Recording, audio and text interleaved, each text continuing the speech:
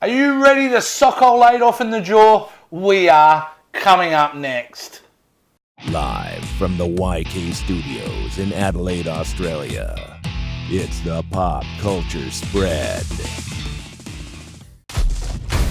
Whatever happens, stay who you are. Not just a soldier, but a good man. How do you feel? Taller.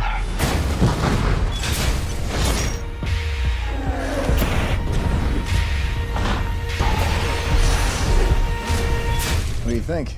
I think it works.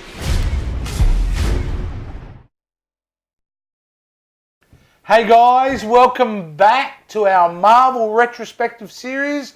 I'm Jason, this is Rick. Guys, how are we? Today's episode, Captain America, the First Avenger. Wow, Rick, 2011 this release, mate. It was 2011. So That's 6 years ago. Yep, 6 years ago. Now, mate, of course, we saw this together. we did. Now, what was your memories of leading up to this film? Well, this was not too far from Thor. It was a couple of months. Yeah, it was, exactly. So coming off of Thor, thinking, oh, geez, I wasn't such a big fan of Thor. It was a bit weak for me. So I'm thinking, geez, how are they going to really pump this up? They better make it good, you know. And then having the memories of, you know, Captain America back in like this cheesy 80s, 90s. Yeah, you remember that 1990 one? Yeah, it was. Yeah. Reb Brown, I think, played Captain America. It was just cheese fest. But coming into it, I had some pretty low expectations. I was a bit worried about it, but mate, I agree. I was very nervous about this film because I knew this film, and we all knew this was leading directly to the Avengers, and that was, you know, a big film for me. I always wanted to see the big team up, so I wanted to see how are they going to do this, and I knew it was a period piece too. Yeah. So look, I was pretty nervous about it, and I had high hopes. I really did have high hopes for this film. So before we suppose we get into how we feel about it, we'll get into the I reckon synopsis. we've got to do the synopsis. Yeah, definitely. Yeah. Okay, it's 1941 and the world is in throes of war. Steve Rogers wants to do his part and join America's armed forces, but the military rejects him because of his small stature. Finally, Steve gets his chance when he's accepted into an experimental program that turns him into the super soldier called Captain America. Joining forces with Bucky Barnes and Peggy Carter, Captain America leads the fight against the Nazi-backed Hydra organisation. Wow, there you go. So by this stage now, well, it's a 1940s film. That's right. Interesting choice. Yeah. So who did they put in this retro film? Well, starring as Captain America, Chris Evans. Now, I'll get into what I think of him, but interesting choice. Hayley Atwell, starring as Peggy Carter. Sebastian Stan, playing James Buchanan Bucky Barnes. Tommy Lee Jones joins the cast as Colonel Chester Phillips. Hugo Weaving plays the big baddie, Johann Schmidt, a la the Red Skull. Dominic Cooper, playing Tony Stark's father, Howard Stark. And Stanley Tucci, playing Dr. Abraham Erskine. And Toby Jones, playing Dr. Arnim Zola. Now, there you go. That's your cast. That's who they decided would be the best possible cast for this film. And, mate, they were pretty good. They were pretty good. Chris Evans, mate, I'm going to put it out there straight off the bat. Oh, here we go. Marvel just know how to pick their lead characters. And Chris Evans, who I was the most nervous about, absolutely phenomenal as Captain America, Rick. Yep. You know, the way he plays Captain America, the depth, the intensity, and the pure sincerity of his Steve Rogers allows you to buy into such a traditional, old, ethical, moral character. You know, you go along with him because he's so clear-cut in his motivations and what it is for him to be a man. Yeah. What were your thoughts on Chris? I thought Chris was a great choice. Obviously, he's done a lot of comic movies before. I think this is his sixth one. Comic movie that he's done, and then kind of seeing the movies that he's done, but seeing him on the big screen as Cap, he actually just sucks you in to him believing that he is that character. With Steve Rogers, he's that young kid who just wants to fight for his country. He's got such a big heart, and he just wants to do his part. That's right. That's all he wants to do. Is just he sees do his part. friends laying their lives on the ground. That's right. That's all he wants to do. So and Chris really takes that in, and you really get sucked into it. And I think what really, to me, really signified his character was said in the scene when he's talking to the Stanley Tucci character of Dr. Abram Erskine, when the doctor asks him, "So you want to go over and kill Nazis?" And he says, "No, I don't want to kill anyone. No, I just don't like bullies." That's right. And that's Captain America to me, So yeah, Chris was absolutely fantastic. What about the others in the cast, mate? Big standout for me, a couple of big standouts, was definitely Stanley Tucci. I thought he was really, really good. Yeah. I like him as that. Great role. And Dominic Cooper as Howard Stark. I just thought he was a fantastic choice. Yeah. And they were going, obviously, it was a different person doing it, but they wanted a younger version, Tony Stark. So that's why they went with, obviously, look, I love it because you can almost see where Tony comes from. They do a great job of going, I could totally see that being, Tony Stark's dad. Yeah.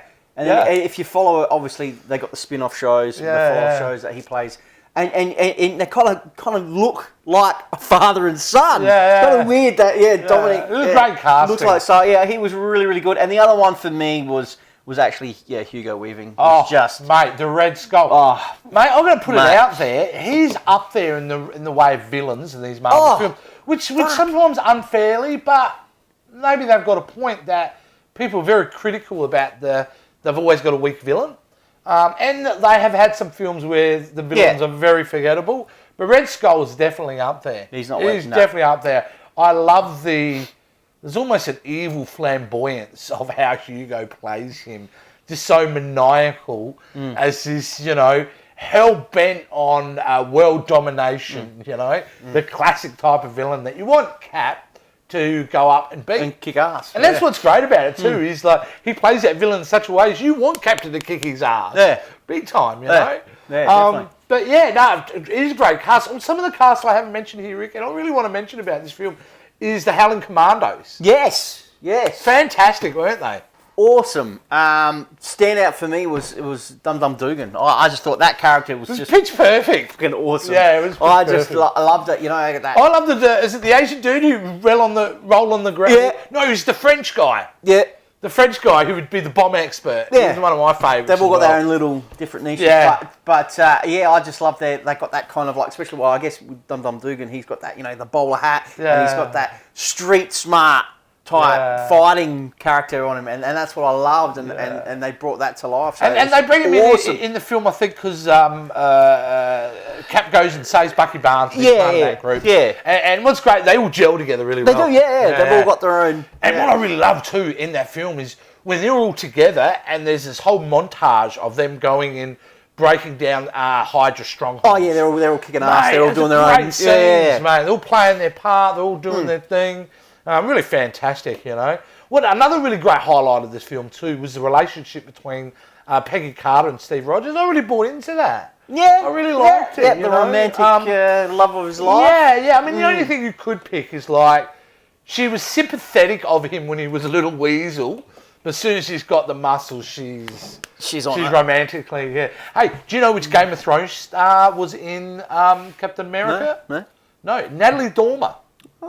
And she actually plays a secretary, goes up and makes out with. Oh, the chick at the. And then Peggy comes in and gets all kind of jealous and then starts shooting him in the shield. Yeah, okay, cool. Awesome. There you go. Most, a lot of my problems, Rick, with some of these Marvel films is I always worry what the third act's going to be. Because most films are made up of 3 acts. You've got your beginning, middle, and end. First act, you introduce your characters. The second act, you put them in the worst possible position. And the third act, you get them out of it.